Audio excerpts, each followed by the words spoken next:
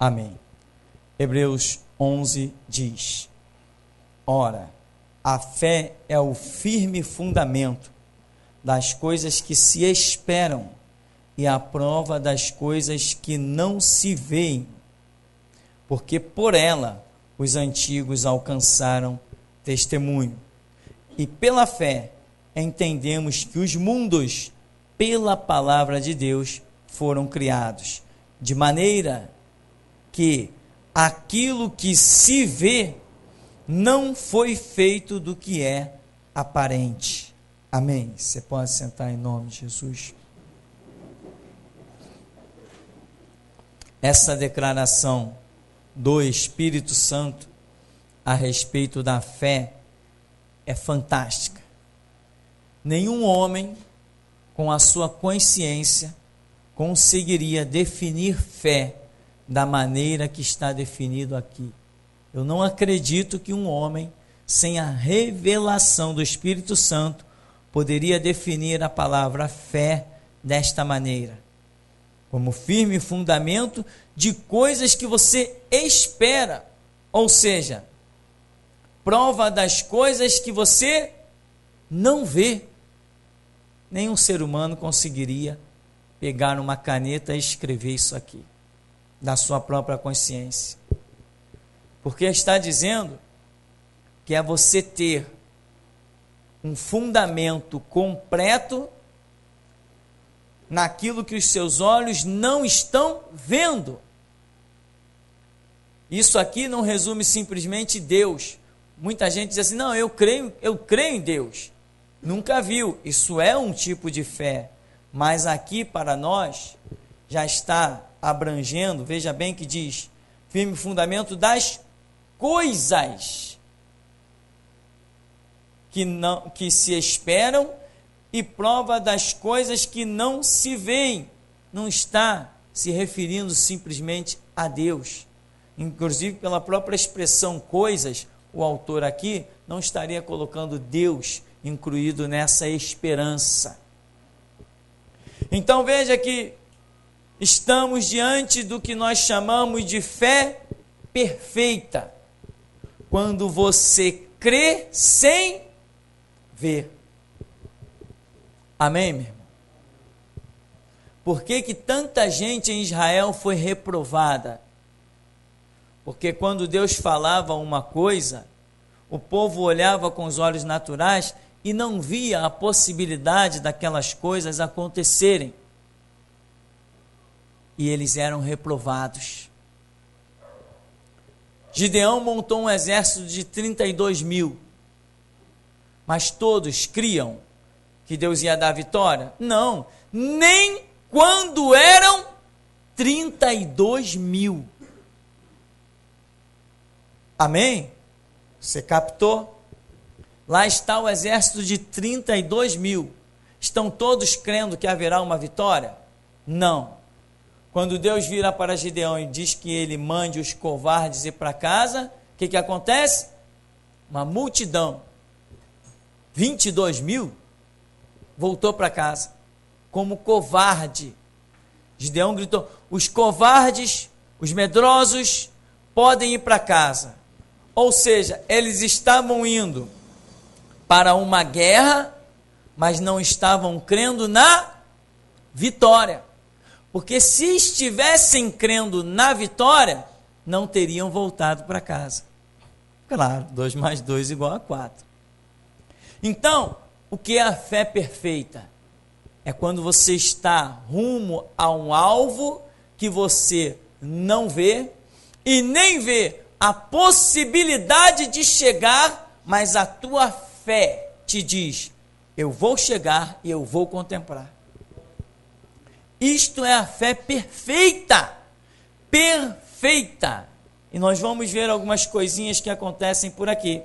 Como eu falava de Gideão, por exemplo, quando Deus faz aquela seleção, e de 32 mil restam apenas 300 soldados, esses 300 olharam, se viram poucos, mas continuaram tendo a fé perfeita.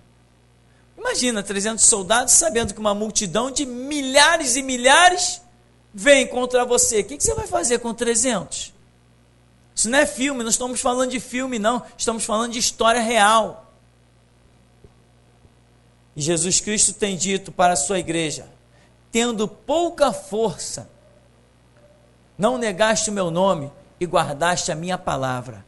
Por isso, você tendo pouca força, eu, o Senhor, te guardarei da hora da tentação que há de vir sobre todo mundo, para provar os que habitam sobre a terra.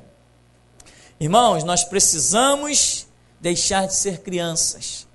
Precisamos ter a fé perfeita. Senhor, é tu mesmo andando sobre as águas? Sim, Senhor, se és tu, me manda ir ter contigo. Vem. Lá foi Pedro. Daqui a pouco começou a naufragar, a afundar. Vem Jesus, tomou-o pela mão e disse o quê?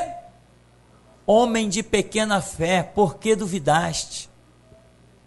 Não é mais para a gente esse negócio. Não interessa se nós vamos contra poucos, se vamos contra muitos, se vamos contra exército desarmado, se vamos contra exércitos armados, não interessa. A vitória é nossa e não é por armas, é pelo sangue de Jesus Cristo. Isto é a fé perfeita. Quando você vê os inimigos todos apontando armas para você, você mostra os seus dentes para ele, ri e zomba deles. E diz: maior é o que está em mim do que o que está no mundo. Eliseu sai naquela caverna, naquela toca dele, onde ele está morando. Geazi já está desesperado. Meu Senhor, estamos cercados, o que faremos? Geazi diz assim: Senhor, tem misericórdia desse cara aí. Abre os olhos dele, deixa ele ver o que eu estou vendo. Quando Geazi enxergou, viu carros e cavalos de fogo ao redor do exército inimigo. E Eliseu disse apenas: Senhor, cega todo mundo de cegueira. Que história é essa? Eu creio nisso? Se eu realmente creio nisso, essa é uma história louca. Ou não é louca? Essa é uma história louca. Essa é uma história completamente louca. Mas eu sou capaz de apostar a minha vida nessa história louca. Isso é fé. Então, meu irmão, a fé tem fundamento, a fé tem lógica, a fé tem raiz, porque a fé, ela é fruto, a fé real, ela é fruto de um conhecimento. E quando nós falamos de conhecimento, nós não falamos somente de leitura bíblica. Nós falamos de leitura bíblica testificada, provada pelo Espírito Santo na intimidade do nosso quarto. Quando abrimos a Bíblia, ele diz assim: é verdade. E aquela palavra dele dentro de nós te faz encarar o mundo, atravessar paredes, vencer armas, esfriar fornalhas, fechar a boca de leão, sair vencedor. É fé. Então, esta é a fé perfeita. Não estou vendo nada, mas a qualquer momento vou ver. Não estou enxergando nada, mas a qualquer momento eu vou enxergar. E esta é a fé que nós precisamos. Você vê que tem uma passagem, tem duas passagens que eu quero mencionar, mas uma delas está no Evangelho de João, aqui no capítulo 2, em que, logo no comecinho, capítulo 2, no verso 18, diz assim: responderam, pois, os judeus e disseram-lhe: que sinal nos mostras para fazeres isso? Jesus respondeu e disse-lhes: derribai este templo, e em 3 dias o levantarei. Disseram, pois, os judeus: em 46 anos foi edificado este templo, e tu levantarás em 3 dias? Mas ele falava do templo do seu corpo. Quando, pois, ressuscitou dos mortos, os seus discípulos lembraram-se de que lhes dissera isso e creram na Escritura e na palavra que Jesus tinha dito. Ou seja, os discípulos manifestaram uma fé errada. Eles já tinham que ter crido e credibilizado a Escritura antes de Jesus morrer e ressuscitar, porque é Jesus quem está falando e o Espírito Santo está testificando. E eles não, só depois que Jesus ressuscitou, lembraram da palavra e declararam a sua fé na Escritura. Essa é uma fé que não presta. Nós temos que credibilizar a palavra quando ela vem direta.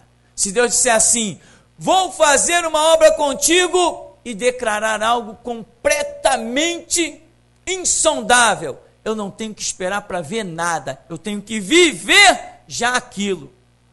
Se Deus disser assim, você só vai morrer no ano de 2020, acabou, eu tenho que começar a declarar que até 2020 eu sou imortal. É fé. Como vai ser? Como não? Mas se alguém botar um revólver na minha face, e se um bandido, se um assaltante, sou imortal até 2020 e acabou a história. Isto é fé. É crédito à palavra de Deus. Ausência de dúvida. Vou te matar. É mesmo, é? Vou chamar meu filho para você contar essa história. Jesus Cristo disse, ninguém tira a minha vida, eu mesmo a dou e torno a tomar. Esse mandamento eu recebi do meu Pai. Já pensou? Deus enviar Jesus Cristo suscetível a ser assassinado pelos homens, fora de um projeto dele? Era piada, aí Deus não seria Deus. Da mesma maneira que Jesus foi enviado, nós como igreja fomos. Ninguém interrompe a nossa caminhada. Eu vi aí num carro de um irmão, né? Geração Jesus Cristo. Ninguém cala essa voz. Eu digo, cara, foi profundo. Fiquei até com ciúme. Queria um adesivo desse para mim. Geração Jesus Cristo. Ninguém cala essa voz. Não cala mesmo. Porque geração Jesus Cristo não é uma igreja. Geração Jesus Cristo é um mover do Espírito Santo. Ninguém cala essa voz. Não é apenas uma igreja. Não é uma denominação. É uma nova dispensação para proclamar que Deus é soberano. Então aqui, os discípulos tiveram uma fé que eu considero uma fé que não é correta. Semelhante àquele discípulo chamado Tomé. O que Tomé fez? Não, se eu não vir a marca dos cravos nas suas mãos, e se eu não tocar no seu lado, onde eu vi que foi furado, de modo algum eu crerei. Essa fé é inútil, ela não tem sentido, ela não presta. Se Jesus Cristo já tinha dito que eu serei entregue nas mãos dos pecadores, vou ser morto, farão de mim o que quiser, e ao terceiro dia eu ressuscitarei. Acabou a história. Eu vou ficar os 3 dias na porta do sepulcro. Botaram ele aí, é daí que ele vai sair. Vou ficar de plantão. Isto é a fé verdadeira. O que os discípulos fizeram? Cada um tomou o caminho da roça. A fé não estava pronta. A fé foi inútil.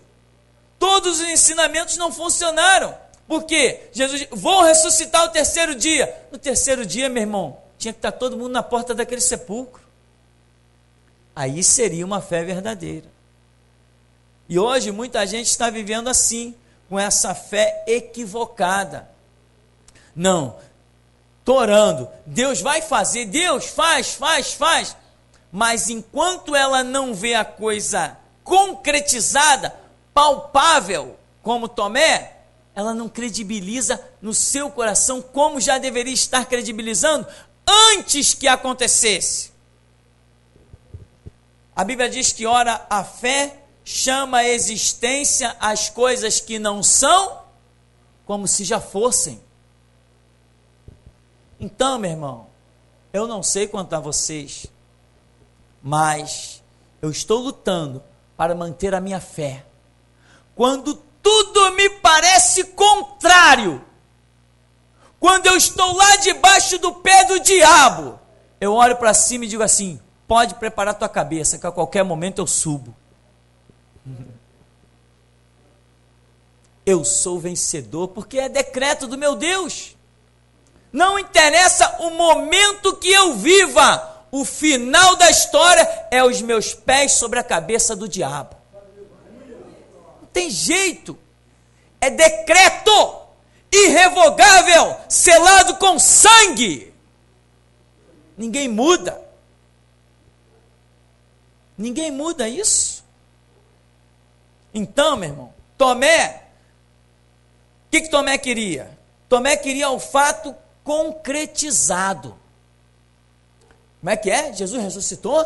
Jesus ressuscitou? Está toda Jerusalém dizendo que Jesus ressuscitou. Mas Tomé, não, eu não toquei. Não, eu não vi. Provavelmente nenhuma oração não fez, né? Não, eu tenho que ver e eu tenho que tocar. Aí eu terei fé de que realmente Ele é o Todo-Poderoso, de que realmente Ele vai nos dar a vitória, aí que Ele sim é o Messias ressurreto, mas eu tenho que ver e tocar. Ele estava certo? Não, porque Jesus quando chegou, entrou, paz seja convosco, lá está Tomé, Jesus vai direto nele, toca aqui, pega aqui, não sejas mais incrédulo, mas crente. Jesus repreendeu. Tem mais, quando Jesus ressuscitou, e se manifestou aos 12, e as mulheres juntas, diz a minha Bíblia, que Jesus, ao ressuscitar, lançou-lhes em rosto a sua incredulidade. Não é mais para nós isso, irmão. Já temos experiência suficiente para saber que só o Senhor é Deus. Não me interessa se o exército vai me cercar. Eu sei que do meio das chamas eu sairei vencedor. Do meio das fornalhas, das covas, eu sou sempre vencedor pelo decreto de Deus. Não interessa as armas que os homens tenham, o poderio bélico que eles possuam. Não interessa as garruchas que vagabundos e marginais tenham. As balas perdidas, nada interessa, porque a vitória é minha pelo sangue de Jesus. Tem medo no meio da congregação, hein? Cuidado. Deus não vai tolerar medo mais tempo não, vai lançar fora, hein? E que assim seja em nome de Jesus. Não interessa quem passa lá fora, interessa quem passa aqui dentro. Aqui ninguém tem medo de ninguém. Então, meu irmão, fé é confiança. O Senhor é bom. Uma fortaleza no dia da angústia, e conhece? Eu sou conhecido do meu Deus. Ele sabe que eu não me calo para ninguém e não me curvo a armas. Vai matar então só se for agora. Ninguém interrompe a trajetória de um sacerdote, e foi para isso que ele me chamou, comprado com seu sangue.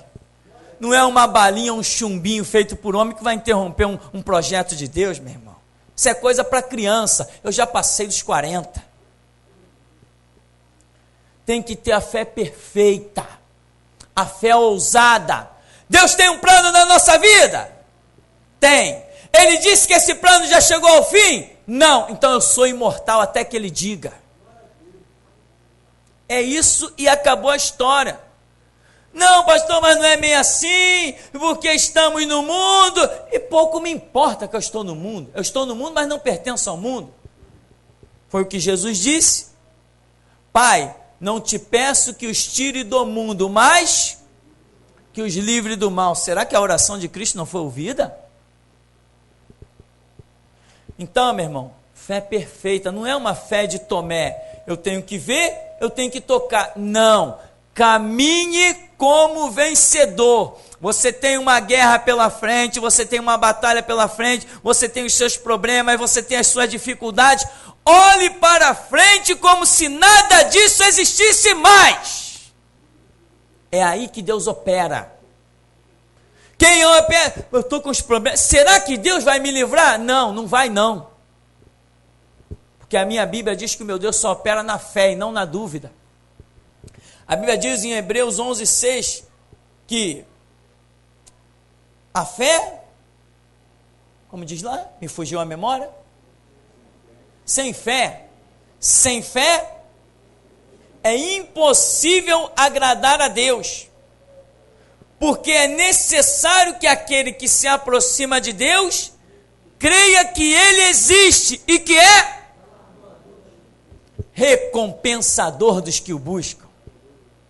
Não adianta eu buscar a Deus duvidando, será que Ele vai fazer?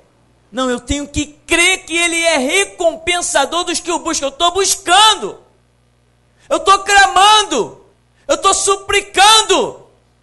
Então a Bíblia diz que a minha vitória é certa. Mas se eu tenho dúvida, eu não tenho fé. Fé é diferente de dúvida. Outro detalhe que nós vemos, já comentado, que Jesus, quando ressuscita e se manifesta, lança em rosto a incredulidade dos discípulos. Irmãos, se nós formos parar para analisar friamente, é uma coisa complicada, porque não é simplesmente, Jesus morreu, ressuscitou e lançou a incredulidade em rosto. Não. Quanto tempo durou o ministério de Jesus? Aproximadamente 3 anos. Aproximadamente durante 3 anos, Jesus operou essas coisas que estão escritas aqui no Evangelho, Mateus, Marcos, Lucas e João termina dizendo que se tudo que Jesus fez e operou no meio dos discípulos fosse escrito em livros, diz ele, eu cuido que nem todos os volumes do mundo caberiam. Imagina, Jesus com aquela autoridade, Jesus no Monte da Transfiguração, Jesus... E no entanto, quando Jesus ressuscita, ainda tem que lançar incredulidade na cara dos discípulos. Não está certo. Não estamos falando de pessoas que estavam andando com Jesus durante 1 mês ou 2 meses. Nós estamos falando de pessoas que andaram com Jesus por cerca de 3 anos. E ainda estavam incrédulos. Não pode ser para nós mais isso. Não pode ser. Se você ainda tem dúvida, ainda tem incredulidade, não saia deste lugar esta noite com estas dúvidas, para que você possa realmente ser contado no meio do exército vencedor. Porque Deus sempre dá um grito, os covardes voltem para casa, e quem está na dúvida, volta. Observa aqui que no caminho de Emaús, Lucas, capítulo 24. Uma situação interessantíssima, aliás, que essa passagem de Emaús é algo fenomenal. Lucas, no capítulo 24, a partir do verso 13, diz: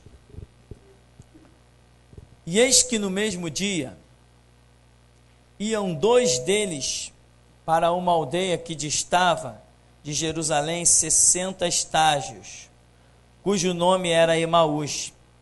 E iam falando entre si de tudo aquilo, olha só, eles iam falando entre si de tudo aquilo que havia sucedido, ou seja, coisas que não acabavam mais, desde toda a vida de Jesus, eles vão comentando aqui.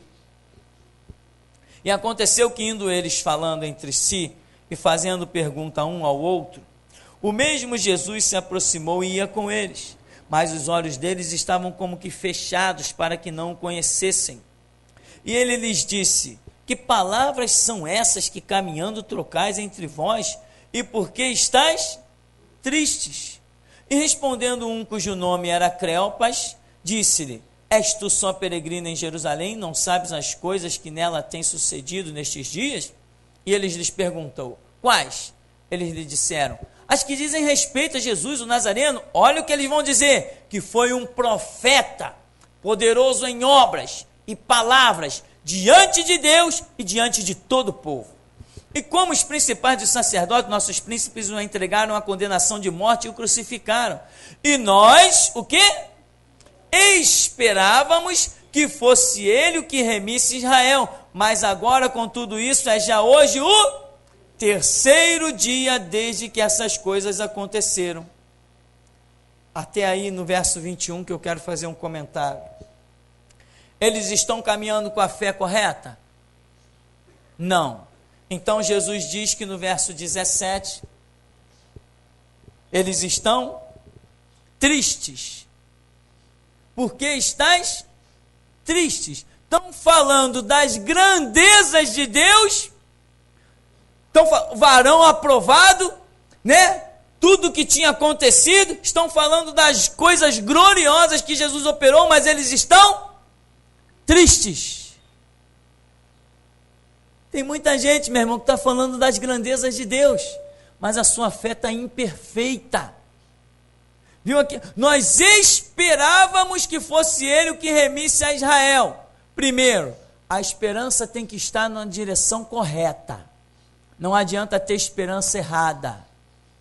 A remissão que Jesus durante quase 3 anos ensinou para eles, não era a remissão que eles estão esperando. E aí depois ele diz, nós esperávamos. Quer dizer, está tudo errado. Primeiro, o conceito da esperança deles e o tempo da esperança deles. Então, o que restou para eles? Tristeza. Depois de ver tudo aquilo, depois de conhecer Jesus Cristo, depois de andar lado a lado com o Mestre, ainda sobrou espaço para estar simplesmente triste num caminho de Emaús, mas qual era a ordem? Ficai em Jerusalém. Mas eles estão dizendo, no verso 21, nós esperávamos que fosse ele o que remisse Israel, mas agora, com tudo isso, é já hoje o 3º dia desde que essas coisas acontecem. Imagine, veja bem, no verso 13 diz, e eis que no mesmo dia, esse mesmo dia, que dia é esse? O 3º dia, o dia da ressurreição, mas a esperança deles está errada. Enquanto Jesus está em carne, eles têm convicção, eles estão com Jesus. Quando Jesus é morto e sai de diante dos olhos carnais deles, atente para isso, irmão. A nossa vitória está sendo processada longe dos nossos olhos. É um projeto de Deus, nós não estamos vendo nada, nós só vamos usufruir da vitória.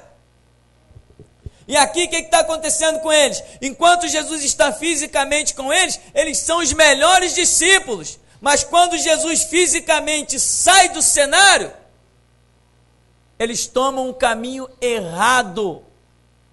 Tomam um caminho de Emaús, e desprezam a ordem de Jesus, que era estar em Jerusalém. Ou seja, enquanto Jesus Cristo estava fisicamente com eles, eles não estavam levando Jesus a sério. Porque se tivessem levando Jesus a sério, não teriam ido para Emaús. Nesse 3º dia, tinham ido para a porta do túmulo. Tem muita gente que caminha com Jesus, mas não leva ele a sério. E na hora exata, na hora H dos fatos, fica nessa situação, abandonado num caminho de Emaús. Nem sempre existe essa misericórdia de ir buscar lá no caminho de Emaús. Pelo menos nesse tempo da restauração, não tem segunda chance. Então, no verso 22, olha como eles estão. É verdade que também algumas mulheres dentre nós nos maravilharam, as quais de madrugada foram ao sepulcro e, não achando o seu corpo, voltaram dizendo que também tinham visto uma visão de anjos que dizem que ele vive. E alguns dos que estavam conosco foram ao sepulcro e acharam ser assim como as mulheres haviam dito, porém não ouviram. Esse é o problema da fé doente, que tudo quer ver. Imagina, meu irmão, nós, um povinho desse, sair vencedor contra um sistema jurídico? Vamos ver. Vamos ver. Vamos ver se não vamos sair daquele lugar cantando o hino da vitória, só o Senhor é Deus. Agora, cadê? Não, ver eu não estou vendo. Agora, no espiritual, Abacuque já disse: ainda que a figueira não floresça, não haja fruto na videira e o produto da oliveira minta, ainda que dos campos a malhada seja arrebatada e nos currais não hajam vacas, todavia eu me alegrarei no Senhor e exultarei no Deus da minha salvação. Ainda que os meus olhos vejam um caos, o produto das árvores até mentindo, nos campos há fome, no meu Deus eu tenho alegria, e tenho confiança, e tenho firmeza. Isto é fé. Quando tudo à volta está um caos, aqui dentro tem paz e direção. O nosso coração, quando temos fé correta, fundamentada, ele não entra no labirinto do mundo. À nossa volta tudo é um caos, mas dentro de nós é plena paz e segurança. Então, para concluirmos, diz 25, e ele lhes disse: ó nécios e tardos de coração, para crer tudo que os profetas disseram.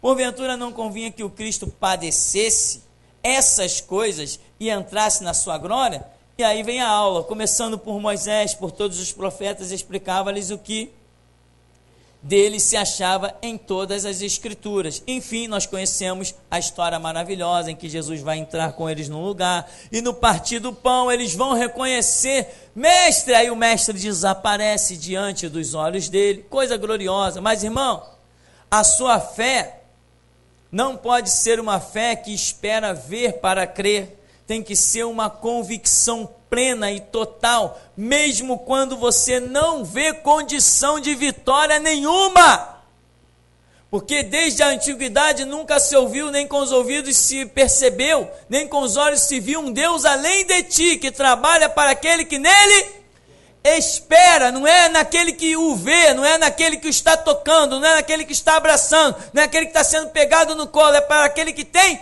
esperança. Deus trabalha para aqueles que nele esperam. E tem mais: quando a sua atitude de fé está equivocada, a sua oração se torna um lixo. A sua atitude quando está equivocada, a sua fé quando está equivocada, a sua oração se torna problemática. Não tem graça, não tem unção, não tem valentia, não tem ousadia, não tem intrepidez. Ao contrário, tem a covardia, tem intimidação. Senhor, tem misericórdia. Enquanto Deus está querendo que tu diga assim: Senhor, joga por terra os demônios. Tu está: Senhor, tem misericórdia, todo encolhido no canto, porque as suas concepções estão erradas. Irmão, presta atenção. O povo de Deus é um povo vencedor. Comporte-se como tal. O povo de Deus é um povo que não curva a cabeça para ninguém. Comporte-se como tal. Um povo de Deus é um povo que é martirizado e é esquartejado, mas de cabeça erguida e com os olhos postos em Cristo. É assim que se caminha com Deus. Com fé, confiança. O que vai ser do amanhã? Certamente a vereda do justo é como a luz da aurora, que vai brilhando mais e mais até ser dia perfeito. O que vai ser da minha mesa no amanhã? Nunca vi desamparado o justo, nem a sua descendência mendigar o pão.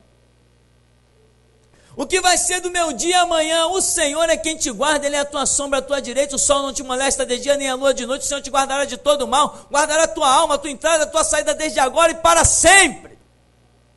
Tem que andar na confiança. As barreiras se levantam, as covas se abrem na nossa frente. Sabe o que faz? Fecha os olhos e vai olhando para Cristo. É assim que se caminha no Evangelho. Aprenda a não sofrer intimidação. Se eu fosse homem de sofrer intimidação, geração Jesus Cristo não existiria. E já estamos aí, há 10 anos. E tem mais. Eu vou morrer, mas geração Jesus Cristo vai continuar. Porque é com ousadia, é com valentia. Parou, ouviu Deus. Não interessa que você não veja as condições daquilo que Deus tenha falado. Toda a condição que nós precisamos é Deus falar. No começo da obra aqui, apareceu um missionário, se perdeu por aí, trouxeram ele aqui para nós ajudarmos ele com passagem, que ele tinha que ir para São Paulo, estava com a família na rodoviária. E pela misericórdia de Deus, nós tivemos ali um recurso na hora, mas deu para ajudá-lo. E ele ficou feliz, e ele falou assim, eu quero fazer uma oração com vocês. Eu falei, amém. E o homem começou a orar e disse assim, olha, eu olho para cá, ele estava lá embaixo, de costas para a pedreira, virado para lá, e ele dizia assim, eu vejo 3 colunas em pé aqui, e vejo um prédio muito grande erguido neste lugar. A única coisa que eu pude dizer foi, amém. Como é que se vai construir um prédio muito grande, sem R$100 no bolso? E hoje, você está em cima de um prédio muito grande? Amém, meu irmão? Agora, se eu olhasse para o recurso e dissesse assim, esse cara está louco, que prédio aqui, aonde já se viu isso? Uma igrejinha no alto do morro, construir prédio, nós tínhamos lá 10 membros, o homem já vem falando de prédio de 3 andares, 4 andares, sei lá o que mais, um tamanho daqui, lá, e colunas não sei de quantas alturas, parecia que era um arquiteto falando. Eu diria assim, esse cara é louco. Não, se é Deus e acabou a história. E hoje? E hoje já estamos quase no 4º andar, espera só mais um pouquinho, porque a glória da segunda casa será maior que a da primeira. E como será? E se tinha alguém se mordendo por aí, vai acabar de explodir, porque geração Jesus Cristo segue, mesmo depois da minha morte. Porque muitas igrejas por aí formam ovelhas, aqui não, aqui se formam leões. Então, meu irmão, você tem fé? Se você tem fé, você caminha numa estrada que você não vê. Você se apoia em coisas que você não vê. Você prossegue mesmo quando as condições são impossíveis de prosseguir. Você vai em busca de um alvo, mesmo quando tudo à sua volta diz, não é possível. Quando fomos fundar a geração de Jesus Cristo, e de palhaço para baixo nós fomos chamados de tudo. E hoje, com quem Deus conta nos 4 cantos da terra? Então, meu irmão, ora a fé é o firme fundamento das coisas que se esperam e a prova dos fatos que não se veem. Amém? E até aqui nos tem ajudado o Senhor.